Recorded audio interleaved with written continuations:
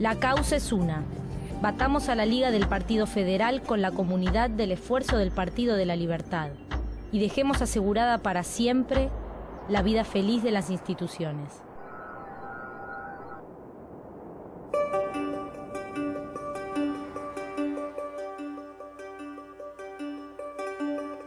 En la década de 1850, Mitre defendió la teoría de la nacionalidad preexistente, es decir, que la Argentina existía desde antes de su independencia y que su división era transitoria. Así, el proceso histórico tenía una dinámica que necesariamente conduciría al país a la unidad. Esa unidad se garantizaba en el origen, la Revolución de Mayo. Esa revolución era un acontecimiento propio de la ciudad-puerto, que había tenido un papel fundamental y entonces debía liderar la construcción nacional. Esa particular mirada histórica le servía para justificar una política para el presente. En su proyecto, Buenos Aires, además de federalizarse, se convertiría en la guía de la nación. Mitre promovió la vuelta de los restos de Rivadavia a la provincia, haciendo que historia y política se combinaran otra vez para justificar su postura, la nacionalista. Es decir, repatrió los restos de quien pretendió proclamar a Buenos Aires como la capital del país y guía de la armonización nacional. Para reforzar esa idea, al asumir la presidencia en 1862, creó el Colegio Nacional de Buenos Aires. Financió además la fundación de otros colegios en distintas provincias, con el fin de formar élites dirigentes para la administración pública y proyectar en el interior del país núcleos de poder que doblegaran los restos del federalismo que resistían el liderazgo bonaerense. El programa mitrista quiso adueñarse de una palabra prestigiosa en el siglo XIX, progreso. Mitre era un líder político de particular relevancia en la provincia de Buenos Aires y lo que se propuso en esos años fue, de alguna manera, construir una fuerza política con base en Buenos Aires, pero que dominara el conjunto del país. Y en alguna medida, algunas de las ideas centrales de este proyecto tenían que ver con el ideal liberal. La construcción de una sociedad liberal suponía, por una parte, promover la autonomía política de los ciudadanos y también esto venía acompañado de un ideal más general de construcción de una sociedad liberal, entre cuyos elementos era importante, por ejemplo, la expansión de las relaciones de mercado.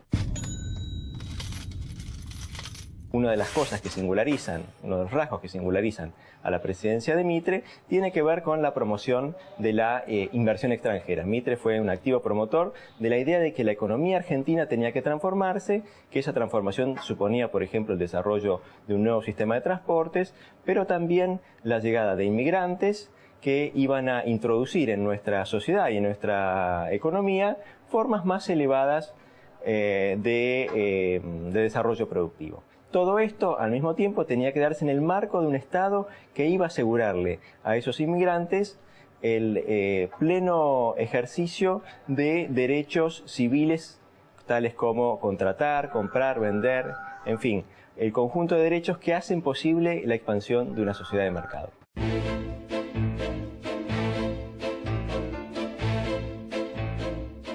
El proyecto de Mitre encontró oposiciones en el interior y en Buenos Aires. Los federales de algunas provincias resistieron la intromisión porteña. Acusaban a Mitre de continuar el programa de los unitarios. Fueron vencidos y en ocasiones masacrados, como ocurrió con las fuerzas del riojano Chacho Peñalosa. Un escritor federal condenó con fuerza los atropellos y crímenes de las tropas mitristas. Se llamaba José Hernández. Los salvajes unitarios están de fiesta. Celebran en estos momentos la muerte de uno de los caudillos más prestigiosos, más generosos y valientes que ha tenido la República Argentina. El Partido Federal tiene un nuevo mártir. El Partido Unitario tiene un crimen más que escribir en las páginas de sus horrendos crímenes.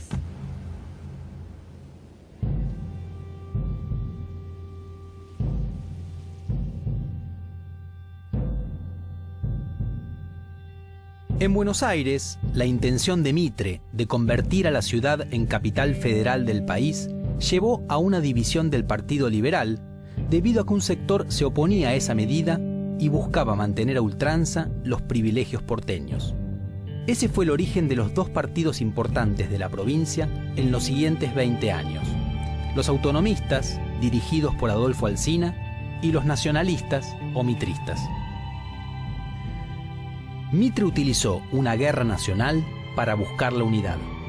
Mantuvo una alianza con quienes habían combatido a Rosas, el Imperio brasileño y el Partido Colorado uruguayo, y en 1865 lanzó junto con ellos una guerra con el Paraguay. En distintos lugares de Argentina hubo resistencias fuertes contra esa decisión. Uno de los opositores más decididos a la guerra mitrista fue José Hernández. El conflicto fue un desastre para el Paraguay, pero también fue largo y duro para Argentina. Mitre, que condujo la primera parte de la guerra, perdió fuerzas y en 1868 no logró imponer a su candidato para sucederlo, Rufino de Elizalde.